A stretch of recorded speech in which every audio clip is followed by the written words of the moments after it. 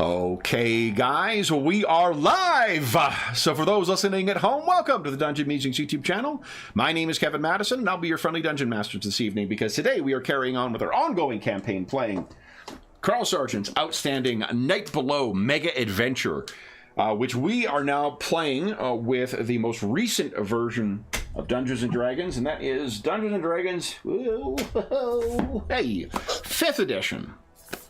And with me tonight are the stars of our Night Below campaign.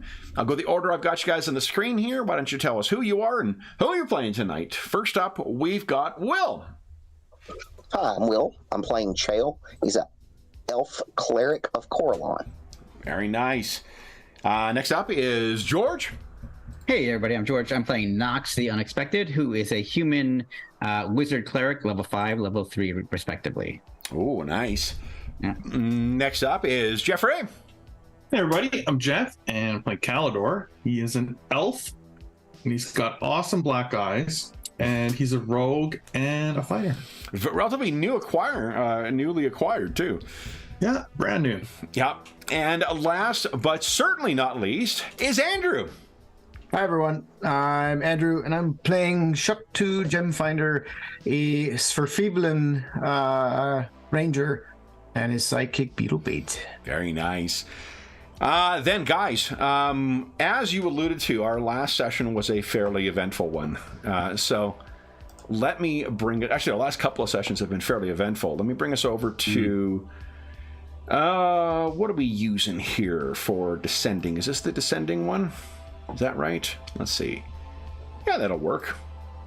Let me just bring you guys over. I need to do a little bit of shuffling of the guard here. There we go. Guys, what happened last time? Well,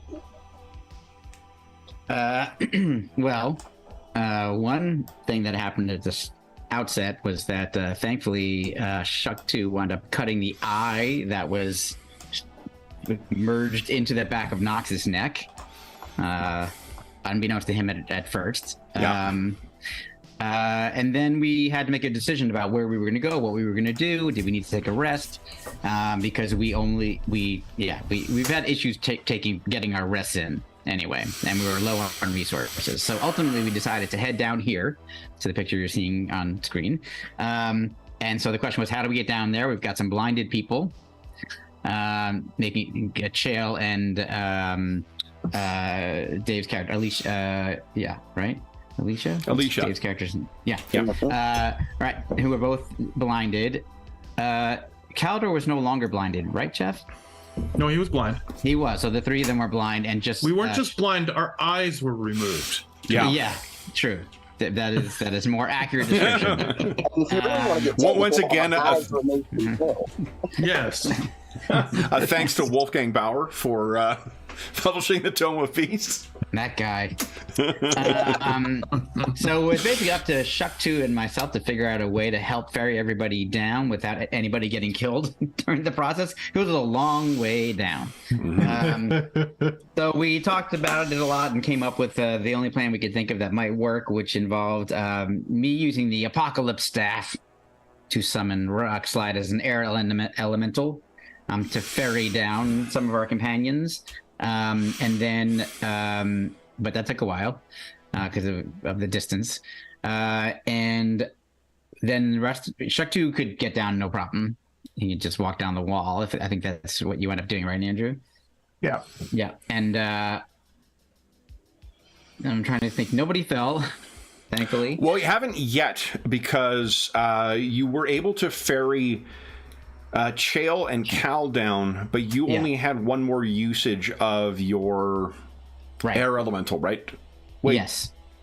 I had one more. I have enough charges to do one more time, but if I do that, I have to make a roll for the staff to see if it's destroyed or not. Yeah. So I decided not to risk that. So I still need to go down. That's the big, and so does Alisha. Yes. Yeah.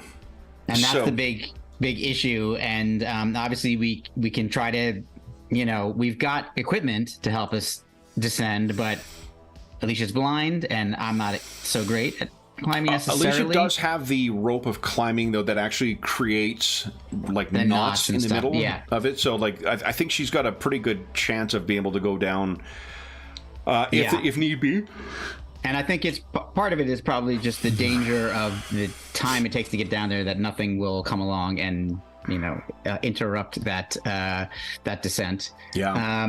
And however, I think it was Chael. You heard a voice. Yes. So, well, it was me and Kalador. And both of you, okay. Because we were down there already, and we heard a voice speak to us. Oh, and your vision returned. Bingo. Yes. Bingo. And it turns out it was. I scroll back up, look at the name, but it was the very first thing we were supposed to be doing when we started this campaign. Jeleneth. Yeah. Jeleneth. It was the girl we were supposed to be looking for. Yeah, daughter of Pirella, and I can't remember what her husband's name is offhand. Yeah, but they ran the place in Millburn for anybody who is wondering where we encountered them during session 1. Yeah. Wait, ran the place in, because I wasn't around back then. Ran the place as in our place, the Blue. Different. Like they ran the town. other community, the Millbourne. So before, there was a time. Let me bring you over to a map and to a little touch of nostalgia here. Oop, what just happened? Oh, we dropped you off early. Oh, I don't remember this. So this. There we go. Yeah, we used to be not in the night below. Yeah. For a long time. Here we go. So picture it. Sicily. 19. No. Okay, I was waiting for mine to load. Come on, you little horse. It's good for me, but there it is. If no one, Right. Yeah. I'm thinking Thurmaster. I'm sorry. No, well, Getting all Thurmaster confused. is where the guys call home now, or where all of you call home now, except for Shuktu, I guess. But it was the come on, here we go. There we go. All right, so Millbourne was the first town that everyone reached, and it was the first session where they met Pirella and her husband, and then the 2 twin boys, one of which was in love with Jarella. She had gone missing. The expedition to Thurmaster, I think, didn't happen until our heroes were like 2nd or 3rd level. It was a big deal of going to Thurmaster at one point. Yeah. Because you guys met up with, what's the name, that ranger up around here. I mean, we don't want to think too hard about what happened to him, but... Right. Mm-hmm. We're trying to leave that in the past. Yeah. That's right. I do kind of remember now that Kalador thought she was dead back when we were given this quest. You thought that, and then you guys also came across something in the Warren. The top, or not the Warren underneath, had the top Warren, but the actual fort that was there. There was a place that had a bunch of there were signs of butchery and signs of living things in there, and there was something of hers that was in there, so that made you guys think that she was dead. Yeah. That's like in the, I want to say, teens or 20s as far as sessions go. Yeah, well, it's a long time ago. It's a long time ago. We're coming up on completing our 4th year in this campaign. Jeff's brain, that's a really long time ago. Yeah. Yeah, exactly. We started in January. We started just who at home. We started playing this in January of 2020. Well, you started. We started playing it in December. I did. Yeah, that's right. Yes, I missed the first couple sessions. It was December I can't 2019. remember when I got in. You were in by first session, because it was John, you, and Jeff were the remaining players who are still in the campaign. Were there that session. Okay. Mm-hmm. Because we got it going pretty quickly, and then we haven't, like, apart from some war stories, that's been our Wednesday night. This has been our Wednesday night for coming up on 5 years now. Crazy. Yeah. Yeah. So, All right. So speaking of which, so it's only been a, what would that be? 46-month buildup to this reveal. So never let it be said we rush things here in the Dungeon Music Channel. Yeah. So what do you recall Chael and Cal, this woman, saying to you? I'm trying to remember how she worded it. I took notes while you guys were role playing. If you, What was the specific? I can't remember if she was like the other guy offering it, if she used the word gift or not. well, I can't remember. so here's what she said. I think I got everything. I might have missed something, but she said, "I mean no harm. My father sent me. Mm-hmm. You cannot complete this task while in this state. That's when Right. suddenly your vision returned." And you could see the daughter of the dark as we first knew her. And we realized that who she was and that her mother is Perella. But I didn't get the last. I don't know if there was a last call to action that she gave us. Now that I think about it, I don't think there was. Yeah. I think it's like we got our eyesight back, and then basically we called time, from what I remember. We Okay, that ended the makes sense, session with you seeing the who she was, and then Mhm. Cal, I think, was the one who made a really good perception roll, and was able to identify or to recognize a family resemblance between this young woman and Perella, who he had met so long ago. Mhm. And give me a sec here. Perella's her mother's name? Perella, yeah. Yes, exactly. I'm sorry, what was her name? Geralith? Jarelith. Yeah. Sorry? Joe Jarella. Jarella. Oh, Jarella. Yeah.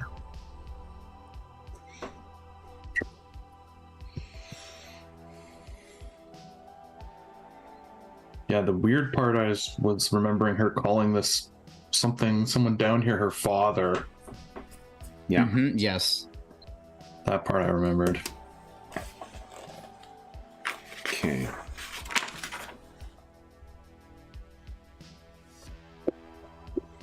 Okay. So then, Who's It's not Jeleneth? That's what I... That's what I wrote down actually last John, time. what did I say? Yeah. You said Jarella. It's Perella. Oh, wait. Perella is her mom. Perella, and that's what it is. Yeah. Jelenith is And the I'm pretty sure daughter. Jarella is the name of something from another game we've run. Jeleneth. That wouldn't be Okay. surprising. Yeah. Right. Yeah. I wrote it down. Awesome. Wait a minute, why does Third my paper base. say Jeleneth? I don't know. Third base. Oh my goodness. That's for the old people watching. Who are you calling up? Or those, I would say, like, I was Me. just about to accept ourselves from it, but, like, I'm pushing 50, so I'm not exactly... I pushed 50. Right past it. Pushed right through it, came out on the other side. Yeah. So far. All right. So then, what... Jeleneth is her name. Yeah, you're absolutely right. So, what happens next? Because there's still another... if the thing wouldn't make all the way up, but Knox had to concentrate till the end of this, so it'll be another, however long before this thing reaches the next, before Alisha is transported. Oh, you're not doing it. No, never mind. It's gonna be 4 hours before the rest of the party comes down. Yeah. Yeah. I actually think that Cal would kind of blurt out her name, because it would have been exactly like he rolled and sort of we role played, like he would have remembered and Yeah. So, he would have been thinking of her name, Jeleneth, and then Sure. sort of spit it out, right? okay, let me make a quick roll here. A mysterious roll. And I won't use Yeah. my Brian Colonia Okay. dice. Oh, good. I should really put this away because I'm going to keep making that fucking joke. And It's not a joke. well, the thing is that Actually- like there's folks who get caught up in our campaign by binging it, right? And like when I'm making it once a week, I'm like, ha ha ha, it's fresh. But for the people binging the thing, they're gonna be like, fuck this guy. Yeah. Every hour he mentions that stupid Exactly. And Every he 2 hates it. hours, this idiot makes the same joke. He hates these players. He really hates these. All right. It's like that to me. That for me was suddenly a reference to the jerk. He hates these cans. Yeah, exactly. You want to know something? I was setting up for tonight. Because I was setting up, I was able to put away a book because I had moved something that I had from before, and I'm like, oh, back. You know that old episode of Simpsons where it's Patty or Selma is doing dating service, and then groundskeeper Willie is one of the ones who sees it. And he says, "Back to the luck with you, Nessie." For fucking 30 years or however long it's been, I have thought that he said "back to the lot with you, Nessie," and it's today that I realized, I'm like, wait, he's Scottish. He's saying lock. I misheard that for 25 years. That's awesome. Oh, Kevin. I Yeah. love it. Well, it's a kid, you hear it, you're like, all right, and you just committed to remember, Yeah. back to the lot with you. Now, wait, he means lock, and wait, he means the monster. That's awesome. Yeah, so anyway, speaking of long delayed jokes, 25 years for Yeah, it to exactly. land, but Yeah, it was a long Worth its time coming. time. Yep. actually, it might be 30 years. It could be. It definitely could be. That show's been on forever.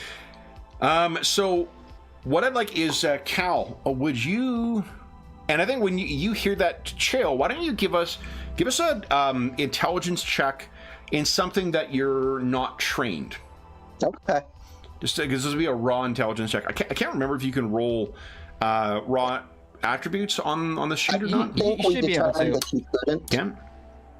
Can. I think. Ooh. So you yeah, can, you can like this. chill, but just it like that doesn't- too. Yeah. Oh, there you go.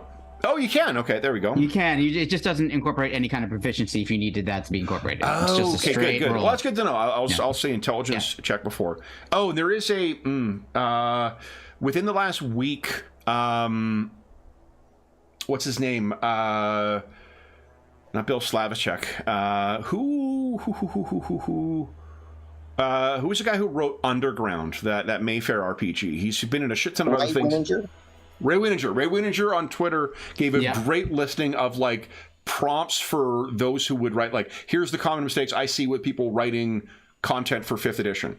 And so if you want to find if anyone who's still on Twitter, you can find, I don't know if he did it on Blue Sky as well, but there's a good, I read it, I was like, oh, this is neat, because they've had like specific formats for describing things since at least 3rd edition, and not everyone always follows them. And he gave a great summary of like, here's the ones to look at. One of the things he mentioned is, we don't make skill checks, we make ability checks.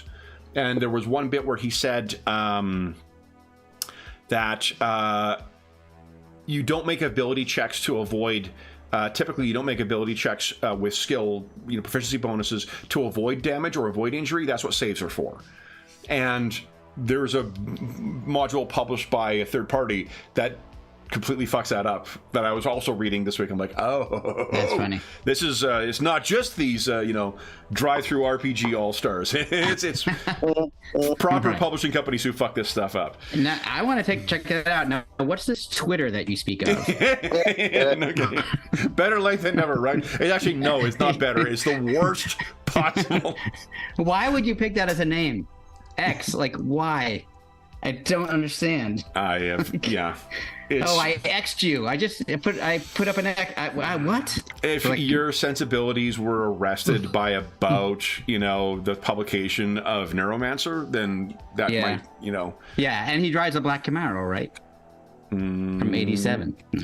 I mean, we don't get into the Cybertruck looking like something from a low poly game, but yeah. Anyway, so that's a successful check. Chael, so when Cal says that name, you're like, wait, what? And so you're perfectly able to place the name that was mentioned.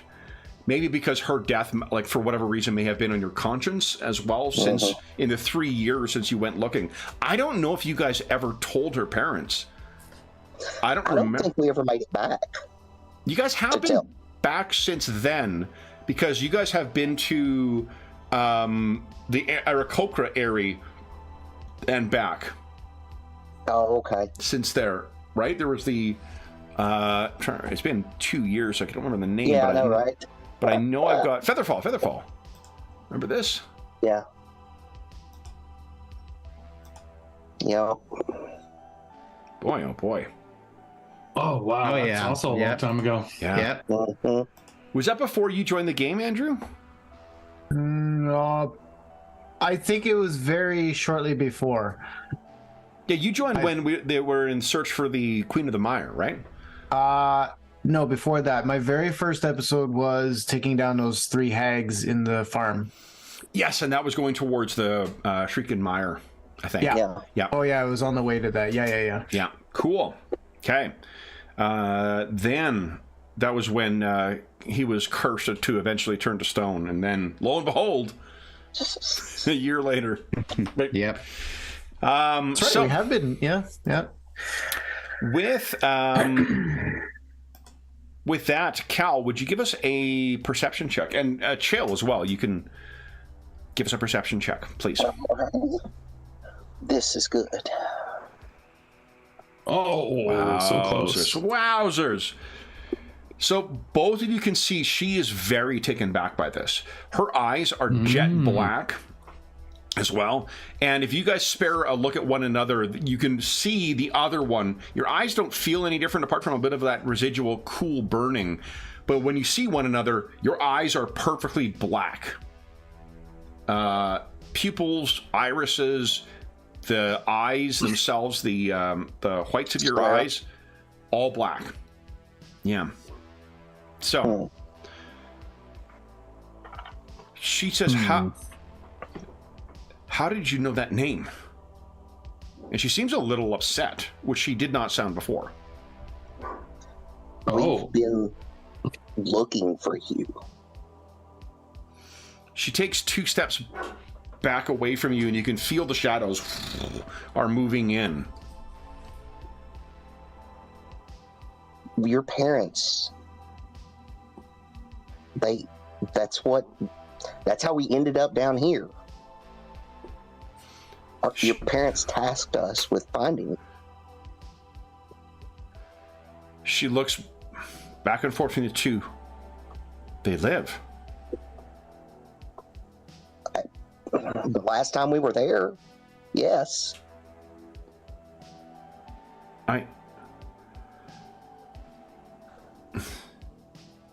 And she takes another couple of steps back. You guys have turned, but I'm assuming you're still sitting on the ground. Yeah. They didn't leave us anything, did they?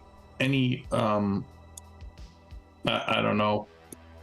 Something we might show her for, I don't remember. Like if we had any token or anything to bring with us. I don't think so. Right? I don't recall anything. Yeah.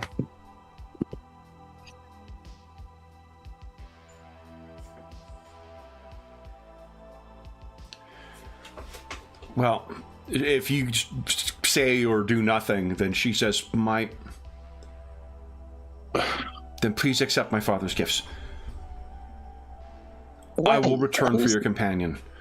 And she is turning and is moving into the shadows.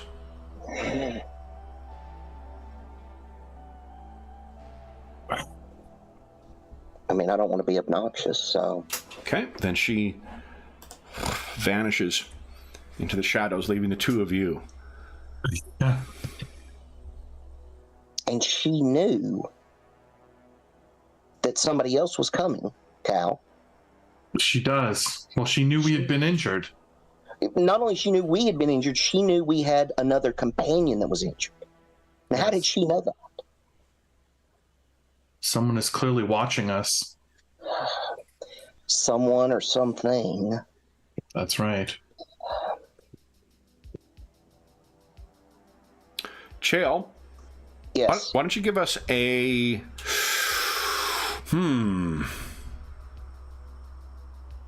lore that you're trained in with advantage?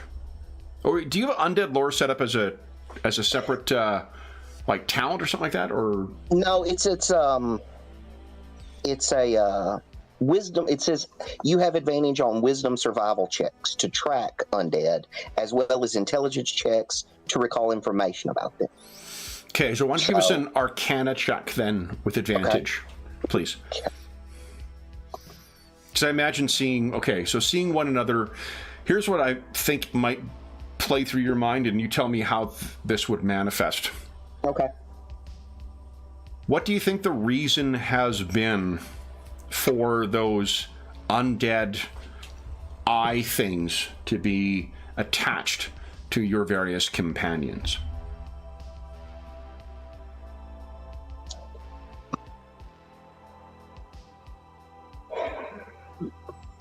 Why do you think someone attached them to him?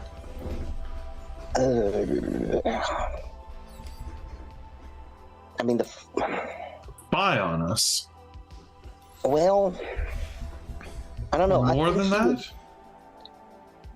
Well, I don't need to think about too hard, but you had eyes that were on you that seemed to be watching you. You also had what sucked your eyes out seemed to find you, then ambush you. That place was not, those things were not in that room beforehand. Right. You have now had your eyes fully replaced, because if you're staring at Cal's face, his eyes are like unreflective pools of darkness. And you can, if you bring a pocket mirror out, you will see that your eyes are likewise the same. Would it dawn on you the purpose of gifted or grafted eyes? You're not viewing for yourself anymore. Mm. Or at least not only for yourself. And maybe they can't be sucked out of our head anymore either. That'd be nice.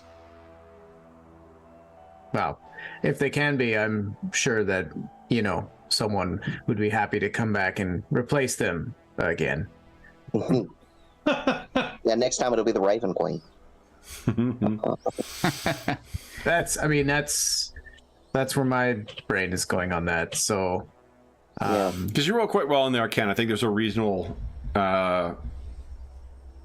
You understood before from your undead magic what those eyes are like. If what other reason would they have to have something attached to you that you do not notice as attached to you? Yeah, they're not noticing, because it's not like they burrowed, They weren't causing additional damage. I mean, as far as you know. As far as you know, exactly. You may very well have one of those things making its way through your guts right now, but yeah, well.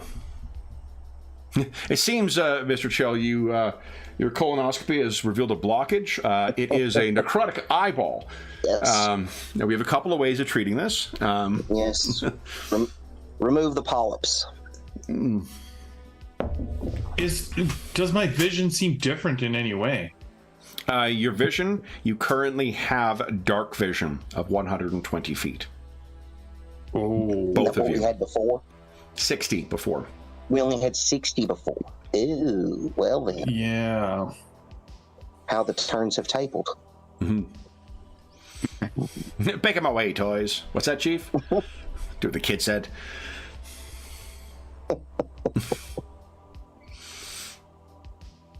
So. Okay. This is very strange, Chael. Yes, I'm assuming that you're seeing in the dark here as well now. Oh, much clearer, I guess, would be probably how Chael would phrase it.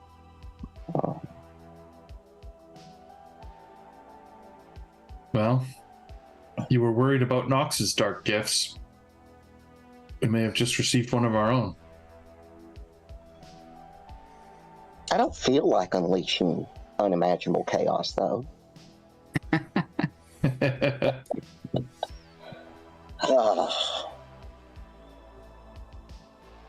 Well, it's definitely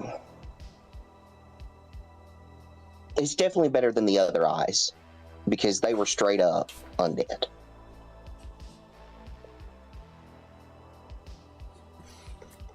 And I don't think that's what we've got going on right now. No. This is akin to some sort of... I don't know if he would say maybe extraplanar. I think he might be thinking kind of where Chael's brain is.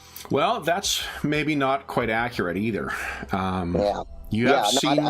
What other manifestations of the night below have you seen? I was thinking of the was he a shadow dragon? Isn't that what we determined he was? That's what you think he is, but that's not what you've encountered. What have you encountered that was... I think it was our first session with 5e. Oh, good. Well, you're close. It was the avatar of the dragon, right? But that was after encountering something else. Yeah, we've been down here for a minute. The I keep what's it called? I know it's not a Bodak, but I keep calling it that anyway. That creepy, super creepy, dangerous. The shadow thing? The shadow thing.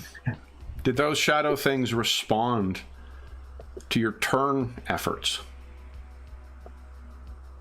Oh, hell.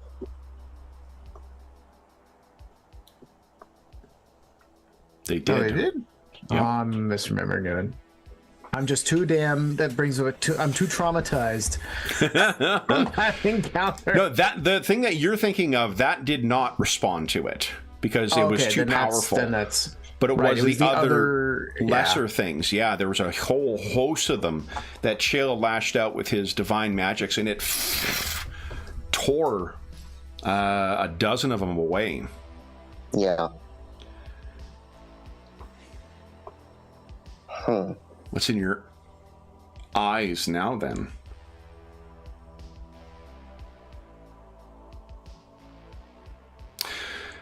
Yeah, this is nerve-wracking, for lack of a better word. A little troubling. So, there you go. For the next 4 hours, what do Cal and Chael do? You'll be down in the sweltering, but you can see everything now. You have no difficulty. And this would be an area that we could rest in, correct? It is, yeah. So I think that's kind of where Chael would be at this point. Chael would be like, okay, let's start setting up camp, for lack of a better way. Yep. I think it takes like 2 hours to get camp together, so you could start doing that and be ready for when everyone else arrives. And then maybe we can actually parlay with her. Yeah. So then, while you guys... Oh, go ahead, Jeff. I was agreeing with Chael. Okay. So with that being addressed, I think we go back to the top of this massive chasm. Knox, you know that time has passed. Your elemental is no longer with you. Yeah. Alisha, you realize when you speak to her, has actually... She cannot see still, but she has actually fallen asleep. And when you touch her, she wakes up with a start. Okay. It's just me.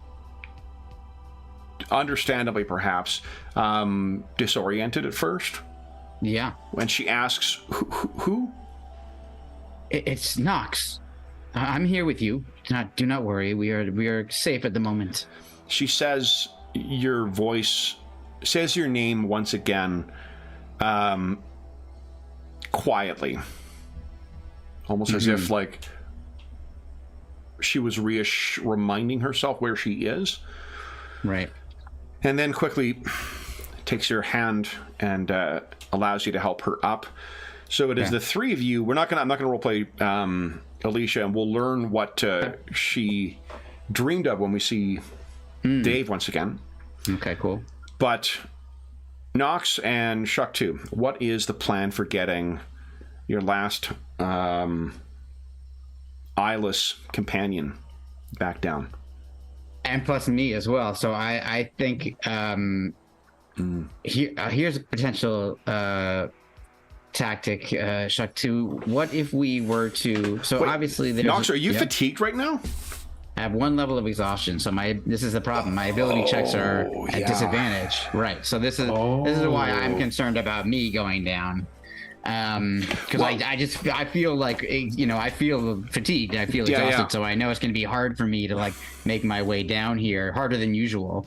Well, you do remember by making use of the ropes and whatnot, you generally get advantage from that. So you'll be rolling normally. Okay. Yeah. Okay. Which isn't necessarily a lot better. But what's your athletics score like? It's not horrible, but it is. It's a +3. It's not great. So I still am concerned because it's a 1,000-foot drop. So, and I don't have feather fall. I gotta find somebody to teach me feather fall. I feel like it would come in handy. Well, how close are you to your next level? Don't you get books, spells for free when you hit a level in 5e? I do. Yeah, I do. I get 2 spells. How humiliating will it be to hit 9th level and be like feather fall? I'll feel okay about it. Then I'll take some kind of insane evocation spell too. Yeah. Because you actually have to decide what class to get the level in too. That is true. I mean, I think I know what I'm gonna do, but we'll see when we get to it. But I'm close. I'm close to the leveling. Yeah.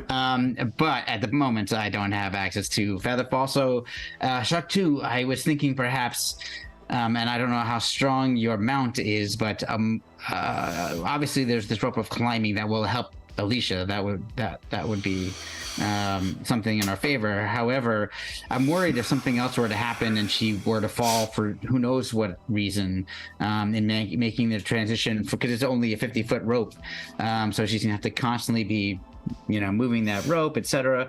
And then for myself, I'm just gonna be climbing down, and I'm not the most excellent of climbers, even with our gear that we have for doing such things.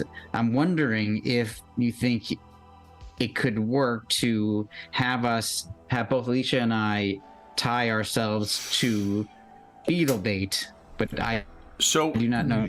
Beetle bait can really take me and 1 other gnome at most. Yeah, beetle bait is a medium-sized creature. Okay. Remember, because Shuck 2 is small. He presents as large, right? But yes. Shuck 2 is only 3 apples tall. Right. Yes. Yeah. I was thinking medium large, but right. He wouldn't even be able to take you by yourself, let alone. Yeah. Well, yeah, that's no problem. I think we had talked about it briefly last week, but we didn't need to because we found other ways for the others. But basically, the rope of climbing will certainly help. But effectively, it's still going to be really slow, because what will have to happen is, I'll have to go down with Alisha and guide her, obviously, because she can't see anything. Mm-hmm. And then when we reach the end of the rope, because she'll have to issue the command words to the rope, because it's not mine. It'll have to be her. Yeah. I will have to basically be guiding her on where it's going to go, because she can't guide a rope to latch on to. All she can do is create the little knots to help her hold on to something so she doesn't slip off the rope itself. But I'm going to have to still manually move the top end of the rope to the bottom tie off and let it fall down again as she's going, because she can't tell the rope to tie on to things that she can't see. So I think that basically tie it off, she kind of rappels or climbs down to the lowest knot on the rope, and then she hangs onto the wall. I climb down, reattach the rope, drop it, and she continues down. That's the only thing I can really think of. That's still going to take a lot of time. We will need cover while we're doing this, because Shuck 2, I'm not going to be able to pay attention to much else other than making sure she's got her footholds and everything. So we'll need you to stay up there still in case anything happens, but that also leaves you exposed. Well, and I'll have to come back up and help you get down. And based on your experience, having spent a great deal of time down here, far more than us, do you think it's likely that she will always be able to find hand and footholds to hang on to while you're making the transition with the rope? I think we've made this climb several times, and I think previously I've actually reconnoitered in order to find the best path for the group a couple times. Okay. So I think, I mean, and Kevin, obviously correct me here if I'm overreaching, but like I think there's a reasonable argument to be made that I have a fairly decent idea of the safest route to take up and down, barring any attacks from anywhere else. That doesn't mean that we can guarantee that she's going to have a handhold or a foothold at precise locations. I don't know. It's going to have to be one of those okay, I think we're still 2/3 of the way down the rope, but I think here is the best place, so let's pause. I'll do it now. So it'll be sometimes we'll switch the rope earlier, sometimes we can't switch it later. Just go a little bit farther. A little bit further. But I think I think Shaktu will have to make judgments. Things. Yeah, that's way too good. I think Shakti will have to make judgment calls as we go to say okay, this is a better spot for her to hold on, and now we switch a little bit earlier, and which will of course delay the time. It'll stretch out how long it takes to get down. So here's one thing I'm thinking too, Knox, is if you have one to spend, I'll let you blow a hit dice to ignore your fatigue status for this series of rolls. Okay, that would be incredibly helpful. Let me double check that I have some left, which I think I do. I do. Yeah. I got 5 left. Okay, I would be definitely happy to do that. Okay. The other thing. So here's another. But I'm not sure how this would work. I'm trying to think of visualize this. Is there any way, Shaktu, that you think that in order to accomplish a series of things, A, not leaving me alone up on top, and B, making this descent take less time, that Alisha and I could be descending together, both get off on handholds, move the rope? That's how you guys all came up. That's definitely doable. Okay, so maybe we can do that, and that way we'll both be going down at least. You can take the same precautions you did last time, where you had, yourselves all sort of lashed together and whatnot. In this case, it would only be the two of you, and you just keep somebody attached to the side. Yeah. I mean, I feel the only concern would be, you can still see if you're attacked. Anyone if of a we're cat? Attacked is a big concern, and if Alisha falls, and I'm tethered to her, there is a chance that Beetlebait and Shaktu could stop her before she falls, before she drags all of us to her death. I'm assuming you guys fall. You guys are using the same protocol you did before, which was to put pitons in all the way down and then remove them. Yeah. So that's not. There would have to be a series of cascade failures in order for that to happen. Right. Right. Or we could be attacked. Or it could be attacked. Don't give him ideas. I mean, there's all sorts of please. People look at the picture of the Gale of Dur and how could that be a threat? And I say, I see your stone gauntlet thrown down. Exactly. All right. I think that since we've done this before, that's a good point. I think we can do this once again. We'll do the same standard operating procedure. Sorry, I got distracted for 2 seconds because I got an amazing text that a family member of mine has been completely cured of cancer. Fuck yeah! That's so great. Yes. Wonderful news. That's awesome. So very excited. And for anybody out there who's watching and dealing with this kind of thing, it can happen. You can be cured. It's amazing. That's wonderful, wonderful news. So, yes. Awesome. Yeah. Okay. Anyway, so let's do it. I'm feeling good. Hell yeah. So let's plunge down. Why doesn't Shaktu, you'll be fine. Alisha escapes because she's not here. Knox, would you give us an athletics check, please, at advantage? Okay. Here it comes. Athletics. Come on, athletics. 22? Yep.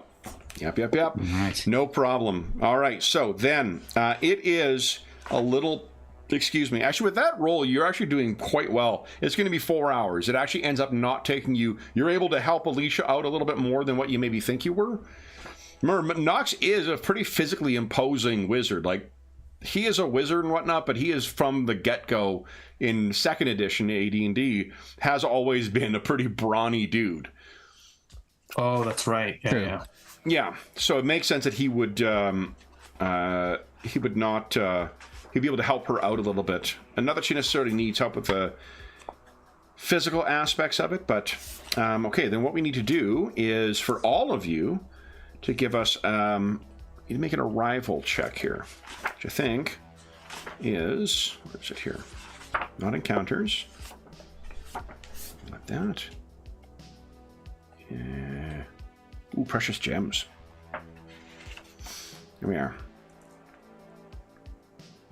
This will be a Constitution saving throw, and you get to add the Quartermaster's Strength or Intelligence. I think John's got a +3 to his intelligence.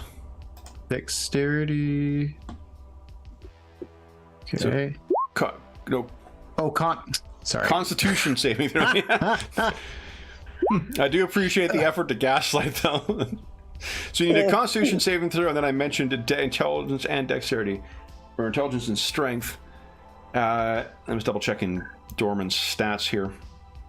I want you to have the benefit of that. It's actually +4. Oh wow! Con check at +4. We all are making this, Kevin? Sorry. No, just for the ones who are going down. Okay. So just for Knox and for. Sorry, I thought you said. No, that's okay. You guys already made yours. Oh no, yeah, you didn't need to make yours because you were carried. You travel in the luxury class. Yep, that's good. Yep, that's good. Okay, then you arrive, and you are, by the time you make your way down, and again, it's just like I described to the guys, like it keeps getting warmer and warmer and warmer and warmer as you get down until it is exceedingly uncomfortable. You are sweltering as you make your last, the last 100 feet or 200 feet of your way down, and the sound of the lava beneath you, that giant gaping vault with its molten electrum within.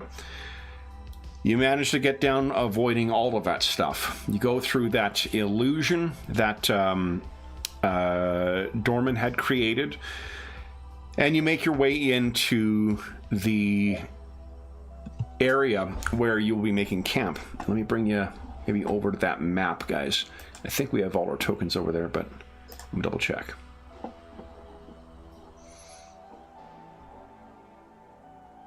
Let's see.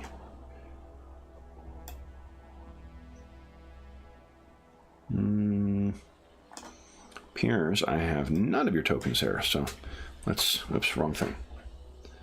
Let's grab your tokens from your place you had your last scrap, and I'll bring you guys all over here. I think that was here.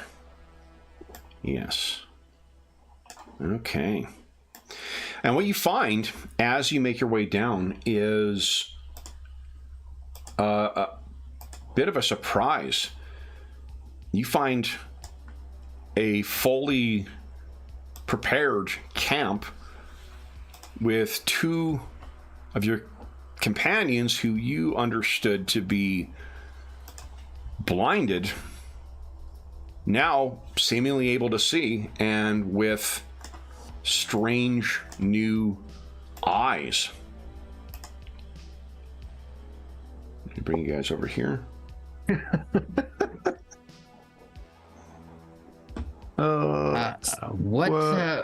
Something's different here. What's going on here, guys? Yeah. So what would be, you think, your first thought as you come in and see two of your companions who seem now as if they have eyes of jet black? I assume that I've got two more converts. I knew that was coming. I think I would seriously immediately stop agape not necessarily hands going to weapons or anything, but like I'm gonna be very like, what the fuck? Probably one hand just on Beetlebait's head. I want to know how Beetlebait's reacting to this. Sure. A lot of like dependent on what's Beetlebait's perception? Was wisdom is passive perception? His perception bonus. Well, that would be wisdom, so nothing. Nothing. Okay. So he sees this and kind of he doesn't seem to be reacting. Okay,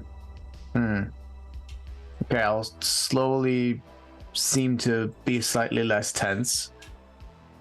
Okay. What about you, Knox? It's I'm of two minds because whatever may have happened to them, they still built the campsite. That does not seem like a hostile act. And B, did I mention the Ewok style spit that's across? Yeah, I was gonna fire? say you don't know that's a cooking fire, man. Yeah, that's true. Yeah, and I think the other part of it is that like I've obviously not only seen strange things, but I have experienced them personally. You are a strange thing. So then it's turned me into a strange thing.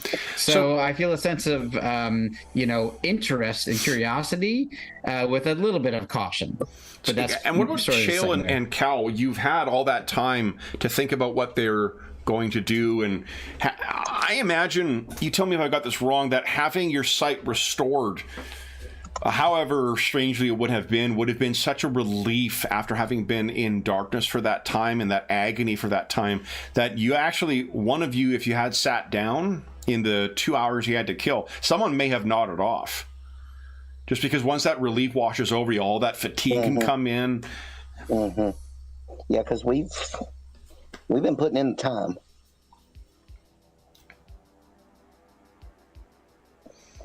Well, you've had in the last 2 days 2 aborted attempts to try and get a good night's fucking sleep. Right. Exactly. Why don't you just give us a Constitution save? Let's just see if anyone. Yeah, that's a. I mean, I'm imagining that there's a good chance, especially once we've prepared camp. How do you roll the? Oh, you just click on the. Yeah. Oh. Yeah. So Shale is the one who feels the most ready to nod off. You don't if you don't want to. Yeah. Yeah, I think he's waiting. I think he's anxious to get the others down here so he can question that girl again. Really. Okay. That's kind of where he's freaking exhausted. He's probably a little cranky, but. So we're going to put a pin in the scene with Alisha. We will leave it to Dave to decide how she is going to react to that. We'll flash back to that when Dave plays next. But before she won't have, but the Daughter of the Dark will not appear until after you guys have had a chance to speak to your companion. So you would see right on their face, as soon as they come in, they would immediately, for Shaktu's only been with you a few weeks, but I mean, Knox you've traveled with for years now, and you would see him kind of taken aback a bit by each of you, and you would know it. I imagine both of you are cognizant of what your appearance has been like. Having seen it in each other, you need only look at your companion to be reminded of the change that you have undergone. Would you have done anything to prepare them for this? Or no, I don't think there would have been really anything we could have prepared them for. Okay. So what do Cal and Shale say then as they walk in? You can see they kind of yeah, I think probably Shale would be like, okay, when we got down here, and he regales them with the story of how this voice came, and then who it actually was, and then how we got our eyes back, and then what she did.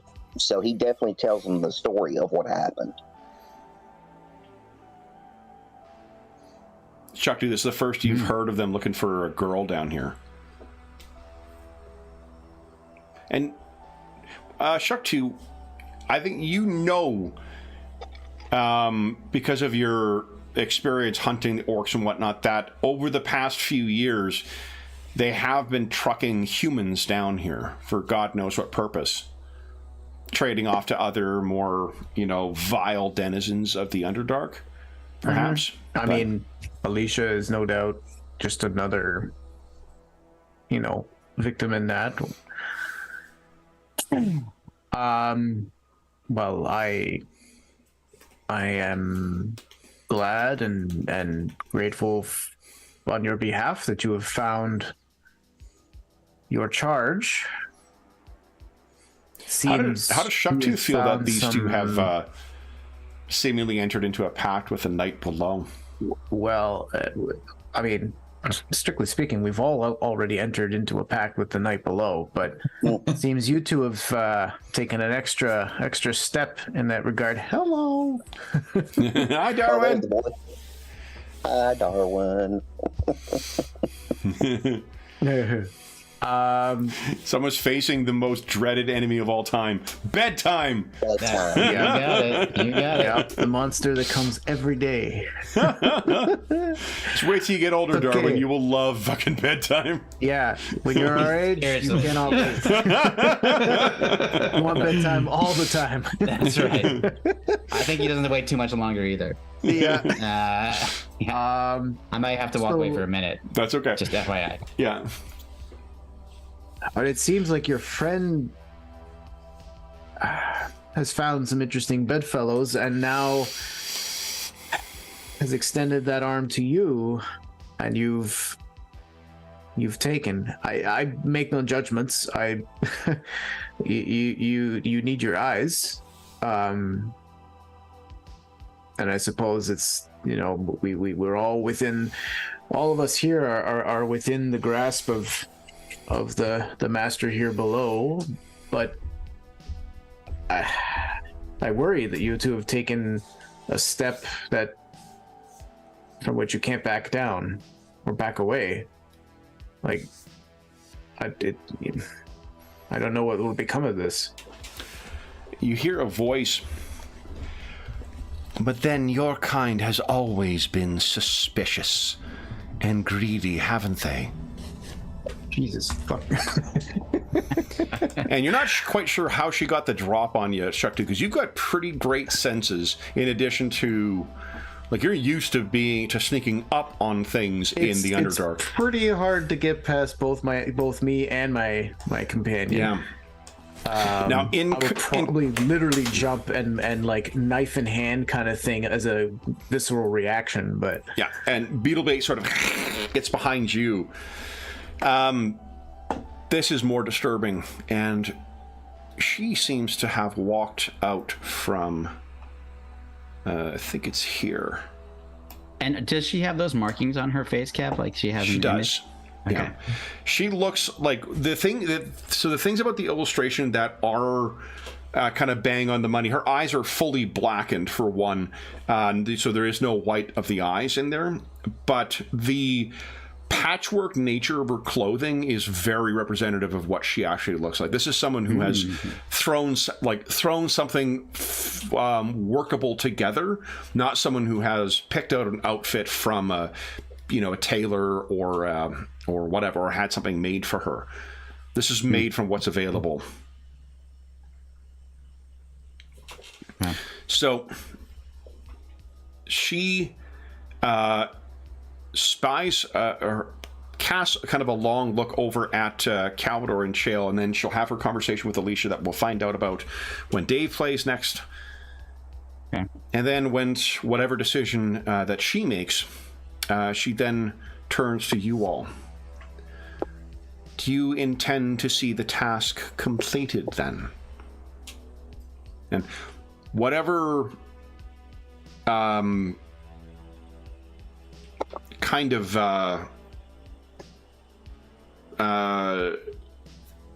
what's the word I'm looking for here? Trepidation? Not reservation. I think you upset. I think you upset her before with the name and whatnot.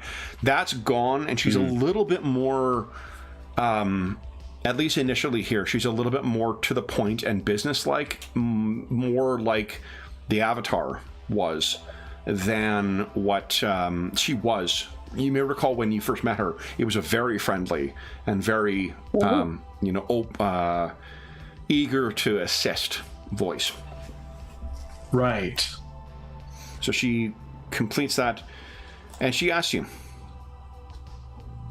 what task specifically are you referring to? she looks at you. You jest. 3 of your companions are horrifically maimed, and you jest? No jest is meant. We are engaged in many tasks at the moment, so I want to make sure we were clear on the one. Well, who is she seeming to act on the behalf of? Well, she said her father, and that was going to be my next question. But I was wondering if I was going to be able to figure something out based whether if she answered this question in some way that revealed some info. But so it was a little bit of a tactic to try to guess at who her father is. She's taking you as simple right now. Yeah. Well, not off the mark. We did not expect to find you at this moment. You seem to come out of almost thin air to us, so it is slightly jarring. You said you mentioned your father. Is my father's assistance unwelcome? Not at all. We're incredibly thankful for the generosity of your father, but I apologize. Generous he is. I ask this with great apology. Who is your father? She holds her look on you with a look on her face that seems disbelieving that you would be asking this. Mm-hmm. I say, I have been through She much. turns to in the direction of Cal and Chael, because you guys seem to be both over the shoulder there, and she says, "This one is not the brains of your operation, is it?" Well, it depends on the day. Intelligence he has, not always the wisdom to use it. I think what we are getting at is, who is this father you've been discussing? Because as far as we know, your father lives in Harnshire. Melbourne. Melbourne. See, I knew I was screwed up. I was like, I'm going to say it. I'm going to say the wrong one. I know I am. She says, "If you are so easily distracted by others, it seems we should not be surprised at how many times you have tried to assault these orcs. Are you up to the task?" How do we get on the orcs?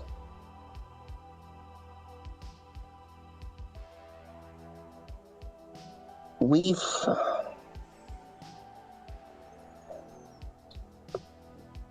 done a lot of orc slaying up to this point. But yet to complete the task. My father has brought additional gifts. He wishes only assurance that you will complete the task that you have agreed to perform. We agreed to do it, and we are going to do it. But that still doesn't answer the question of, where have you been? You presume to ask beyond what has been given. I owe you nothing. What about your mother? Don't you owe her something?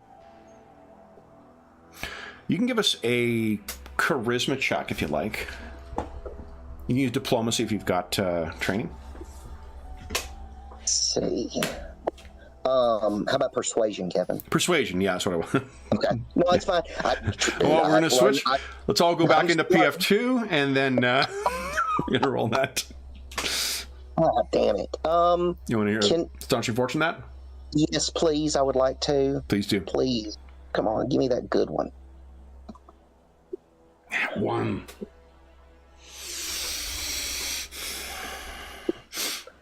I'm filling in for you, Jeff. I got your back, brother. So, thank you, sir. Cal, I think you hear the insistence of Shale is clearly 3 days of no sleep have just weighed too heavily, and he asks her like she is interrogating her. And I think, Shale, you maybe hear it as soon as it's out, as it echoes through the chamber. Yeah. And there is a dead silence that hangs in there as she just locks eyes with you. And you realize, as she holds eyes with you, the darkness of those eyes, without any kind of reflection, without any kind of seeming substance in there, they are cold and inhuman. And she turns very purposely and slowly away from you, Shale, to you, Cal, and says, I will leave you to rest. You will not be disturbed by any from deeper in the dark. And she turns and begins walking away, and then she stops before she is fully enshrouded in shadows, turns back, and she says, my father, and really emphasizes that word, is most generous, but he is not forgiving.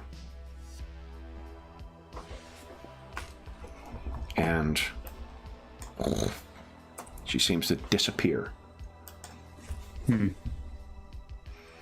I make? Can I tell if her disappearance is some kind of form of magic, or just sort of a? Do you have any dark vision? No. Nope. No. Do you have like? Are you casting a spell? Because remember, in 5e, you need to cast detect magic in order to do that. I do. And it's a first not... level spell in 5e, not a cantrip, unfortunately. Yeah, it's a first. Let me just see if I prepared it for today. I do have some. I have 4 first level spells remaining from our arcane recovery. I do. Yeah, you can cast that then. Here we go. Okay, so then go ahead and give us an Arcana check, please, with advantage. I don't think there's anything. Okay, cool. Here we go. Arcana, there we go. 21. Holy smokes. Yeah, you can almost, I think with your arcane senses, you can almost see the, let me just double check here. Oh, it doesn't say it on here. Hold on.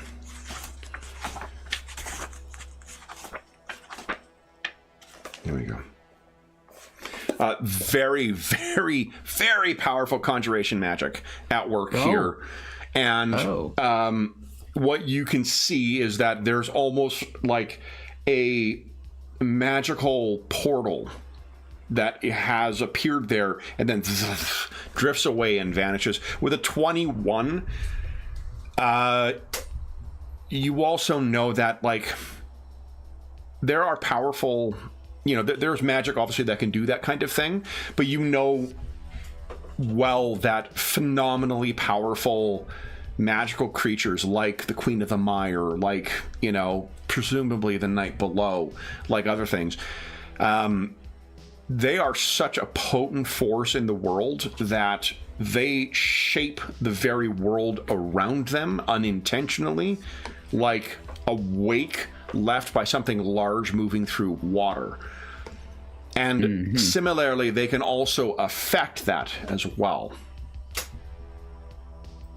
So if he, or if the night below is able to extend itself up here, that may very well be the workings of draconic magic. It may be some kind of artifact. It may just be that it is so intrinsically part of this area, it is able to magically warp it.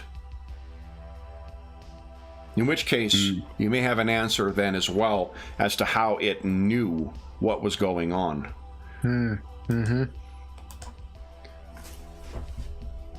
So yeah, okay.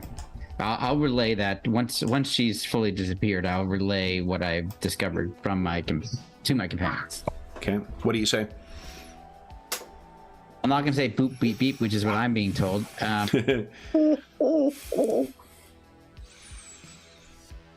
It's got robot fingertips. Nice. Those are the best kind of fingertips. Okay, he just wanted to show me that. It's a family stream, everybody, except for all the cursing. All right, someone had mentioned about in the PF2 one. Someone had mentioned on like first or second PF2 War Story, and they're like, "Wow, you can tell that the campaign's been going on this long because of how much Darwin has grown." That's true, and this is why I have headphones on, so we can't hear anything we actually say. So I turn to my companions and I say, "This is very odd. I was able to cast a spell that enables me to detect magical emanations, and I felt it was some great conjuration magic, like a portal or something of that nature had been potentially summoned, and she stepped through. But I do not know exactly the source of this magic, but it possibly could be," and I kind of go through what you said, some kind of draconic magic or an artifact that I'm unfamiliar with, or it might be somehow intrinsic to the night below itself.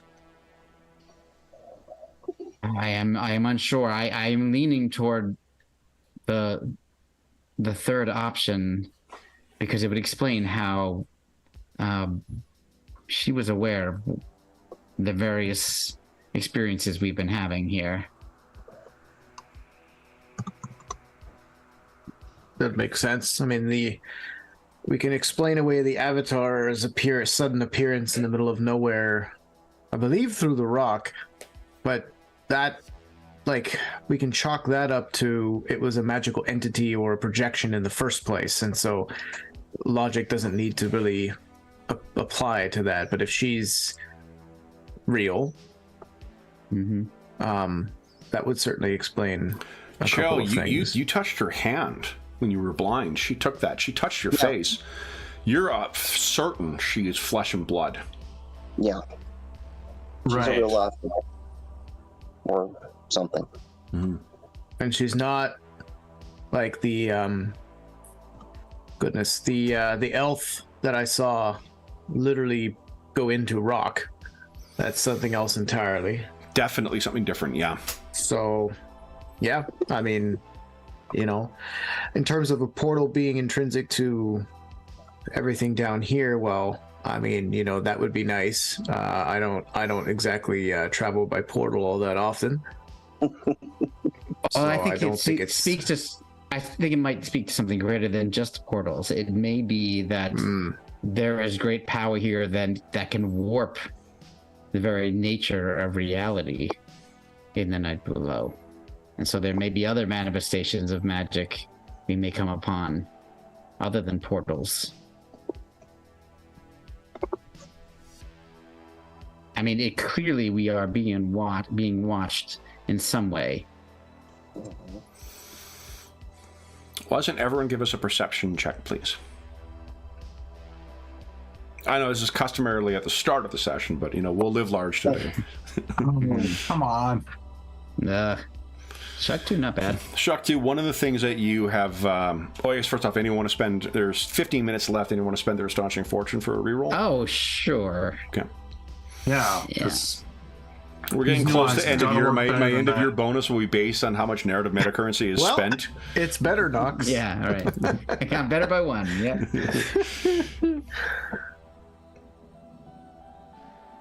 Oh, Cal, sorry, you already well. rolled yours. I'm waiting. What an idiot Oh I am. yeah, I got to 23. Yeah, so both Shuktu and Cal, you both have experience with hunting and being out on your own and whatnot. Because Cal, you got your decent survival skills and whatnot, and Shuktu, that's just how you travel for a long time. You know to trust that instinctive feeling of being watched or being followed. And that's exactly the feeling you have now. I'll kind of do a signal to people to stop talking. Stum, stum. And my eyes are on the corridors leading out of this space. You can And my see ears. clearly down it now. There's no one there whatsoever. Your dark vision is unimpeded. Cal and Chael, if you choose to look down there as well too, likewise, you can see all the way down to the end of that corridor. Your dark vision will not be impeded. The gifted vision as well, in spite of how upset she may have seemed when leaving, it has not affected your vision whatsoever, your newfound vision. You're setting your tokens with your proper night vision now. Chael, how are you feeling? I want a nap. As I think the weariness of all of this has hit you guys, and it is very comfortable here. Like, you guys have spent enough time here, and you've been up for 3 fucking days. Yeah. Guys, you can all complete a long rest here. Thank you, Jesus. Oh my good lord. Awesome. It's the best long rest I've ever had in any game. Yeah, exactly. So that means half of your hit dice. You're going to restore an amount of your hit dice equal to your half of your total. How am I putting this? Right. Like Yeah. if we have 8 hit dice, we get 4 back. Correct. Oh yeah, 4. You're all the same level. What am I? And we can choose. Why did I which make ones this we so want, right? difficult? Get out your calculators. and- Exactly. So fourth, you get 4 hit dice back. You choose if you're multi-class which ones you want to get back. Hey, yeah. Then all of your abilities, all your things, you are refreshing and restarting great. your journey as well too. This has been a end of that first journey, which means you will be able to make your rolls all over again, generate your narrative metacurrency for traveling, and talk about what you're going to do next. We still have 10 minutes or so left. Yeah. So Yeah. while you guys are resting, what is the topic of conversation? What do you guys intend to do? What do you make, I guess, of Jalaneth, aka the Daughter of the Dark, and her reaction to Chael, for that matter?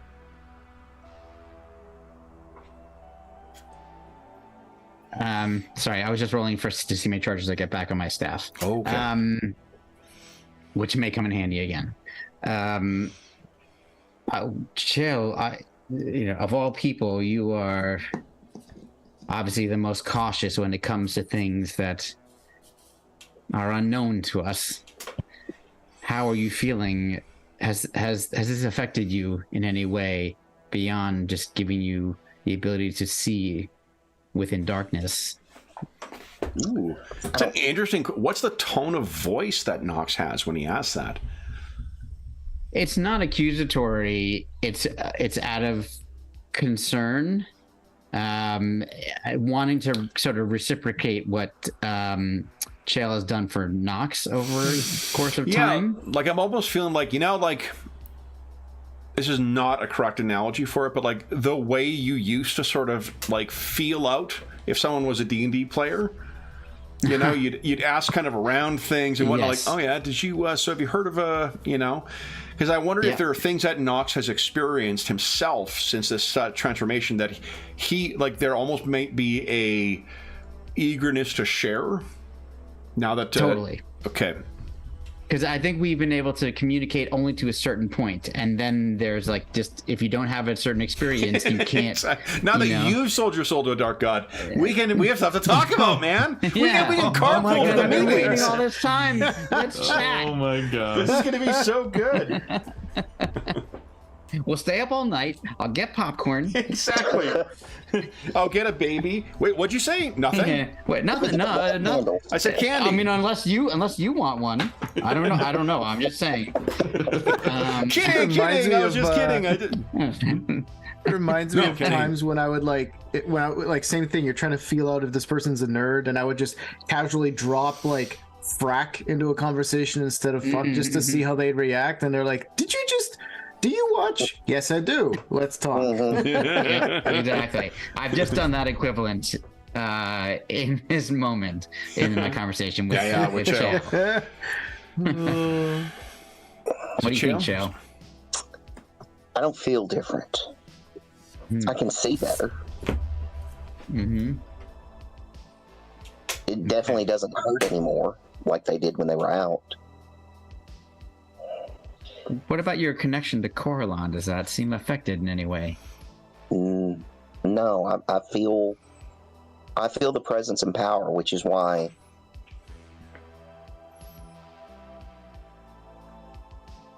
and then of course he never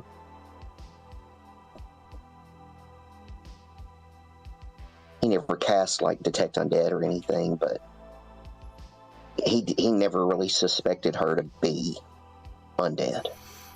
You are familiar enough with the undead. One of the telltale signs, particularly for corporeal, is the coldness of their touch. Yeah. Vampires, ghouls, zombies, ghasts, anything that's corporeal. That is a very hard thing for them to mask. And she is vibrant and warm and alive. You can see the flush in her face. Right. And I mean, the thing I always think about with, like you said, corporeal undead, I always think about the smell. Yeah. That's where my mind always goes to with undead. When I think I mentioned this to you guys, but like I came back from my vacation to find 2 dead mice in my garbage can. And like that fucking smell is holy shit. Like deteriorating body fat is just a stink that fucking stays with you. Yeah. But yeah, there's none of that. In fact, you know, like honestly, because you probably were relying so heavily on your other senses, there was a pleasant smell to her, which you would not expect for down here. Right. So I can at least check that off, but she's changed. I mean, for one thing, she didn't recognize us. Those of us who knew her. None of you have met her before.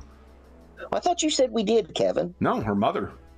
That's You were what. just talking about her mom. I thought you were talking about her, and I was like, we met her. No, you never met her before. The only person who Cal, because he rolled a really good perception roll last time, he was able to recognize the family resemblance. Right. But you guys have never met her before. She was gone from the first time you arrived in Heronshire. And that's what I thought, but I misheard you earlier. That's my fault. That's okay.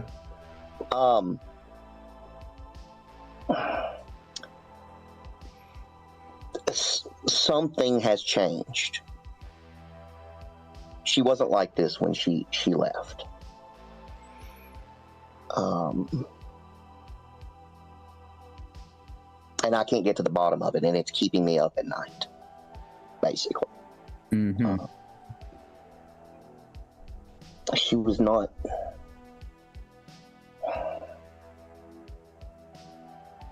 She was not even. She didn't seem at all concerned about her mother. She constantly referred to her father, not by name, but just by that description.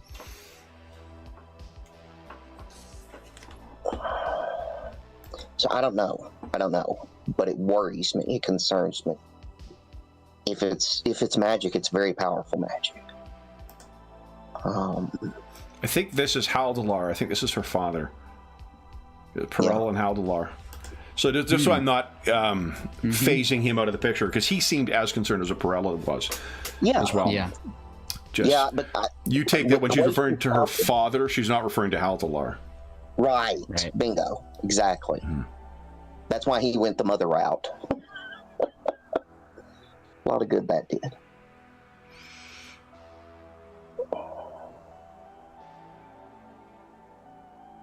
But yeah, that's beyond the seeing better. I don't feel any different. That is good to hear. Knox, from what you noticed about her, the only thing that marked her as different from any other human on a cursory observation basis is her eyes, which were the same as Cal's and Shale's. Right. Yeah, obviously we would have been told by her parents if she looked like this before. Right. It's been a long time, so I won't ask you guys if you remember, but what she was an acolyte wizard who was going to go and who was supposed to go and study with Toaster, that old coot that you guys have learned from. I wonder if this ties into the disappearances of spellcasters.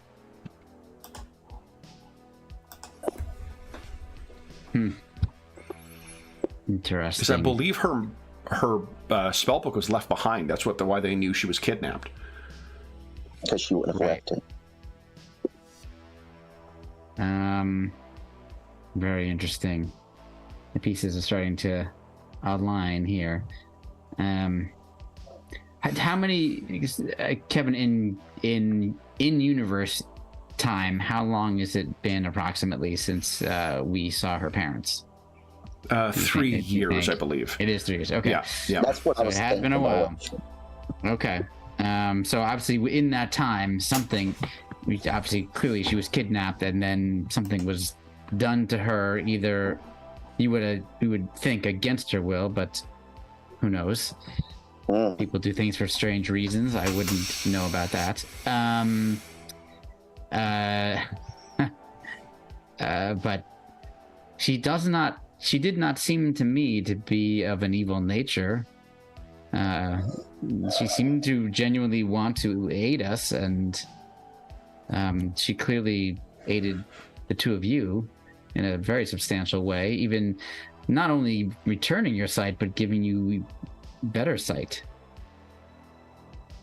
Yeah. She seems to be at least on her side. I mean, of course, we could be being used as pawns in some way, but I do not get the feeling that that's the case. Not that they might not have ulterior motives, but I feel like just from this short interaction and based on her actions, she does not mean us harm. That's the first thing she said when she appeared, you said. Yep. It is the first thing she said. Did you feel like that was genuine when she was speaking with you?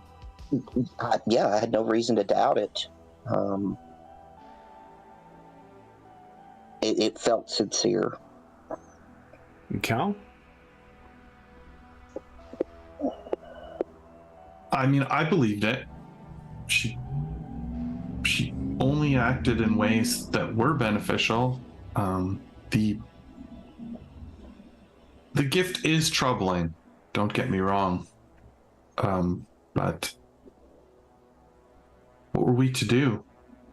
We were at a loss here in this place without eyes. It seems you made a good decision as far as I'm concerned.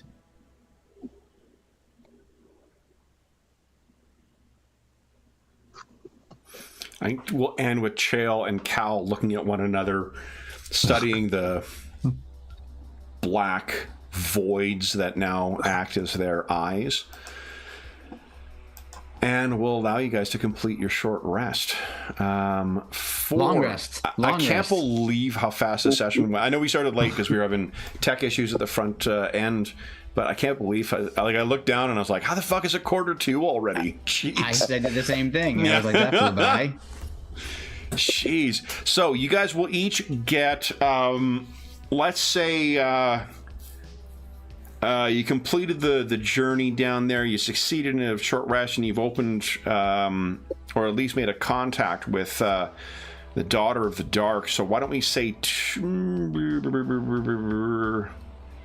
let's say 300 XP for today. Then let me think here. Getting close. Yeah. For those listening at home, thank you so much for joining us for session 191 of our ongoing Night Below campaign. The road to 200 carries on.